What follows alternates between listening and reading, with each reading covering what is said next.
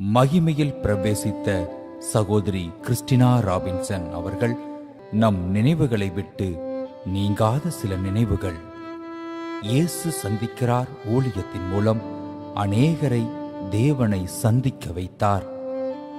பலவீனத்திலும் என் பலன் பூரணமாய் விளங்கும் என்று தேவ வார்த்தையை தனக்குள் கொண்டு தேவ ஊழியராய் ஜொலித்தார். ஆண்டவரே, இந்த பாடுகள், இந்த உலக பிரச்சனைகள் என்னை ஒன்றும் செய்ய முடியாத ஆண்டவரே.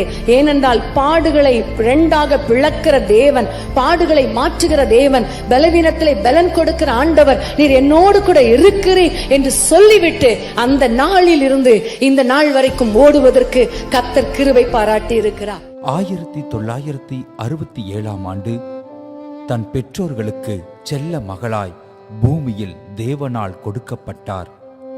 5 வயது முதல் தன் இருதயத்தின் பலவீனத்தின் நிமித்தம் பல பாடுகள் பட்டார்.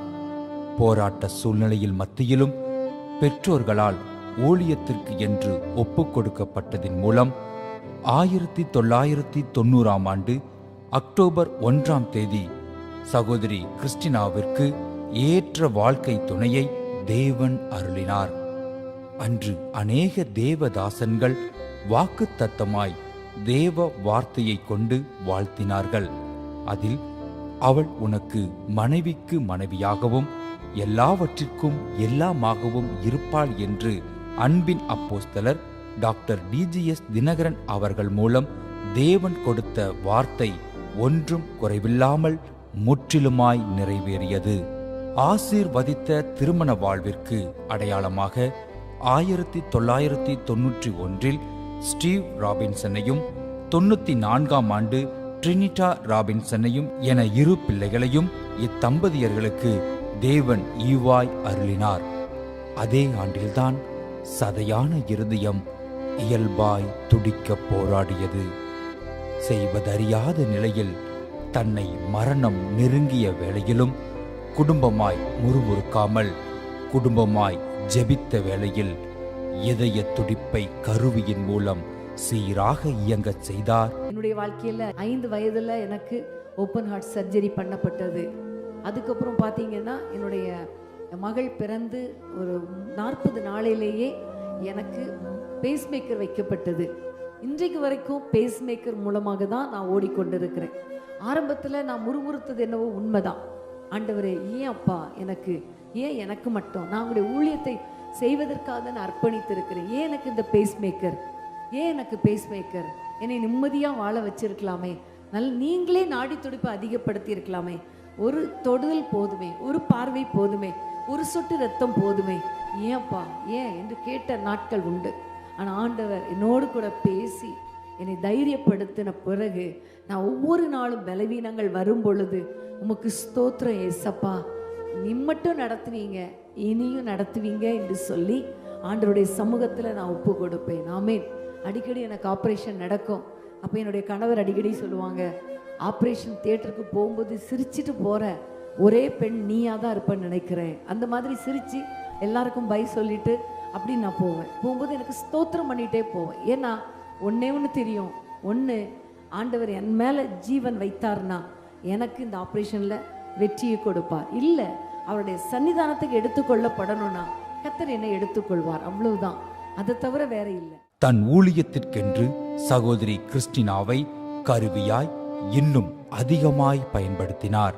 அநேக குடும்பத்தினருக்கும் வாலிப பிள்ளைகளுக்கும் போராட்டத்தோடு ஜெபிக்க வரும் பெண்கள் மற்றும் விசுவாசிகள் என்று அனைவரையும் தன்னில் உள்ள தேவ அன்பினால் அரவணைத்து புன்சிரிப்பின் மூலம் தேவ வார்த்தையை ஞானமாய் எடுத்துரைத்து அவர்கள் அச்சூழ்நிலையில் இருந்து கடந்து இயேசுவை சந்திக்க வைத்தார். தனக்கு பல பாடுகள் வேதனைகள் இருந்த போதிலும் ஒரு நாளும் அதை வெளிக்காட்டாமல் தேவனுக்காக தன் கணவரோடு இணைந்து மகிழ்ச்சியாகவும் பல இக்கட்டான தருணங்களிலும் மனம் தளராமல் தேவ திட்டத்தை விரிவுபடுத்தி நிறைவு செய்தார். ஊழியம், குடும்பம், நிர்வாகம், உறவுகளின் மீது அக்கறை என்று தன்னை ஓய்வின்றி ஓடிக்கொண்டு இருந்த நிலையிலும் தன்னை வாழ வைத்த தெய்வத்திற்கு இன்னும் ஏதாவது செய்ய வேண்டுமென வைராக்கியம் கொண்டு என் நேசர் என்னோடு என் சத்துருக்கு முன் ஒரு பந்தி, என் எல்லாம் இயேசுவே, என் சுகவாழ்வு சீக்கிரத்தில் துளிர்க்கும், என் குடும்பம் நீர்ப்பாய்ச்சலான தோட்டம் என்று எத்தனையோ நூல்களை தேவ திட்டத்தின்படி எழுதி பாடல்கள் மூலமாகவும் எங்களை தேற்றி வந்தீர்கள். இன்னும் அநேக பாடல்களையும் எழுதியுள்ளீர்கள். இன்னும் உம்மை கிட்டி சேரனா வாஞ்சையோடு சமீபிக்கிறே. அநேகர் ஆசீர்வதிக்கும்படியாக வெளியிட்டு 29 ஆண்டுகள் தேவனின் சுத்த கிருபையால் இதய துடிப்பை கருவியோடு இயங்கச் செய்து 2023ஆம் ஆண்டின் மார்ச் மாத கூட்டங்களையும் தொடர்ந்து நடத்தினார். மார்ச் 8ஆம் தேதி பெண்கள் தினத்தில் சிறப்பு தேவ செய்தியை காலை இயேசு அழைக்கிறார் ஜெபகோபுரத்தில் கொடுத்துவிட்டு மாலை இயேசு சந்திக்கிறார் ஊழியத்திலும் பெண்களுக்காக தேவ செய்தியை எழுச்சியுடன் வழங்கினார். பின்பு வேதமே என் மனமகிழ்ச்சி என்ற நிகழ்ச்சியை மகளுடன் நடத்திவிட்டு தன் இல்லத்திற்கு மருமகளையும் உறுதி செய்துவிட்டு கணவரோடு இறுதி மூச்சு வரை ஊழியத்தில் உறுதுணையாய் இருந்து நிறைவாய் எல்லாம் முடிந்தது போல் தன் கரம் பிடித்த கணவரிடம் இருந்து கர்த்தரின் பலத்த கரத்துக்குள் 12/3/2023ஆம் ஆண்டு மகிமையில் பிரவேசித்தார் கிறிஸ்டினா ராபின்சன். பூமியில் பரிதவிப்பு, பரலோகத்தில் ஆர்ப்பரிப்பு. நீங்கள் விட்டுச் சென்ற 1000 நினைவுகள், 1000 நன்மைகள் இது கனவாக கலைந்துவிடும் என்று நாங்கள் நினைத்தோம். ஆனால் எங்கள் நினைவிலும் எல்லா உணர்விலும் கலந்துவிட்டீர்கள். புன்னகைக்கு சொந்தமாய் பூ போல் அப்பா மடியில் உள்ளீர்கள். எங்களால் புலம்பவும் தெரியவில்லை, புன்னகைக்கவும் முடியவில்லை. மரித்தும் இன்னும் எங்களுடன் தான் பேசிக் கொண்டிருக்கிறீர்கள்.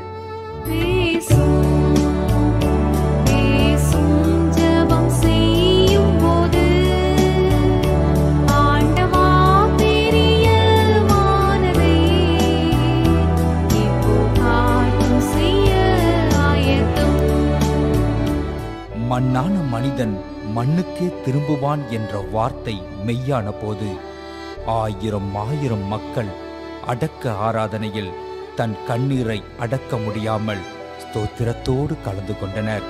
சமூக வலைதளங்கள் மூலமாகவும் பொதுமக்கள் யூடியூப் மூலமாகவும் தன் ஆறுதலை தொடர்ந்து எங்களுக்கு இன்று வரை தெரிவித்து வருகிறீர்கள். இதற்கு எல்லாம் ஒரே காரணம் சகோதரி கிறிஸ்டினா ராபின்சன் அவர்கள் ஜெபத்திற்கும் முழங்கால் யுத்தத்திற்கு கிடைத்த பலனாகவே எண்ணுகிறோம். அநேக சாட்சிகள் இயேசு சந்திக்கிறார் ஊழியத்தின் மூலம் எழும்பியுள்ளார்கள். எங்களோடு இருந்தவரை ஒரு கிறிஸ்டினா ராபின்சன் தான். ஆனால் இன்று எண்ணற்ற கிறிஸ்டினாக்களை எழுப்பியுள்ளீர்கள்.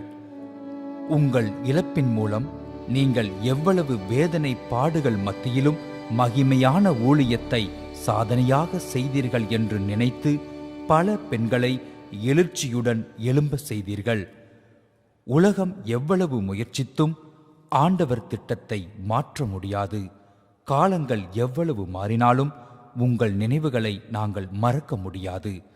எஞ்சிய ஆண்டுகள் எங்களுடன் தான் இருப்பீர்கள் என்று நாங்கள் கெஞ்சிய போது தரணியில் நிரந்தரமில்லை என்று சங்கீதக்காரன் 116:15 பாடியபடி கர்த்தருடைய பரிசுத்தவான்களின் மரணம் அவர் பார்வைக்கு அருமையானது என்பது போல இயேசு அவளை நோக்கி, நானே உயிர்த்தெழுதலும் ஜீவனுமாயிருக்கிறேன், என்னை விசுவாசிக்கிறவன் மரித்தாலும் பிழைப்பான் என்று யோவான் 11:25 கூறியிருக்கிறார்.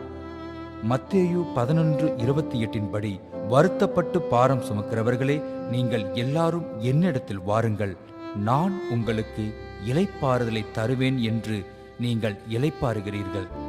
தேவ செய்தி மூலம் தினமும் எங்களுடன் தான் பேசிக் கொண்டிருக்கிறீர்கள். ஒவ்வொன்றிற்கும் ஒரு காலம் உண்டு. எங்கள் மனதில் என்றுமே நீங்காத இடம் உண்டு. என்றும் நீங்கா நினைவுகளுடன் அன்பின் உள்ளங்கள்.